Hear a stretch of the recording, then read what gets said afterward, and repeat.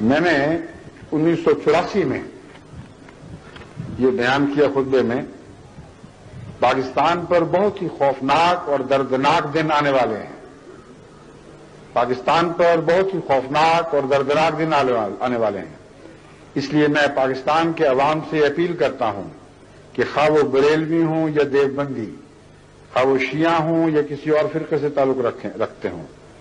کہ اٹھو اور بیدار ہو جاؤ اور ہر اس تحریک کی مخالفت کرو جو کلمہ مٹانے کی تحریک آپ کے پاک وطن سے اٹھی ہے۔ اگر تم وقت پر حرکت نہیں کرو گے تو خدا کی قسم، خدا کی تقدیر تمہارے خلاف حرکت میں آ جائے گی اور اس ملک کو مٹا کر رکھ دے گی جو آج کلمے کے نام کو مٹانے کے درپے ہو رہا ہے۔ جس ملک کو کلمے نے بنایا تھا، اسی کلمے میں یہ طاقت موجود ہے کہ اگر اس کلمے کو مٹانے کے لیے وہ سارا ملک بھی اکٹھا ہو جائے تو وہ کلمہ سب پر غالب آئے گا اور وہ ملک اس کلمے کے ہاتھوں سے توڑا جائے گا جس کو کسی زمانے میں کلمے ہی نے بنایا تھا۔ اتنا واضح انتباہ ہے، اتنی گہری اس میں حکمت ہے، اتنی قطعی حقیقت پیش کی گئی ہے جس کو دنیا میں کوئی تبدیل نہیں کر سکتا۔ لیکن افسوس کہ ان تنبیہات پر کام نہیں دھرے گئے، دن بدن یہ لوگ ظلموں میں بڑھتے رہے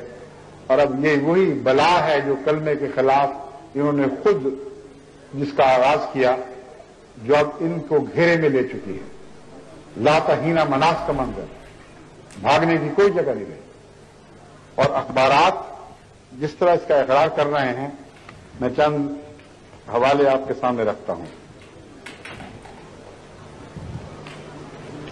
پھر اسی ضمن میں نے یہ کہا کہ وہ لوگ جو وطن بنانے والے تھے، جو صف اول کے شہری تھے، ان کو اپنے ہی وطن میں بے وطن کر دیا گیا ہے۔ اگر یہ حالت تبدیل نہ ہوئی تو ناممکن ہے کہ یہ سزا اس قوم کو نہ ملے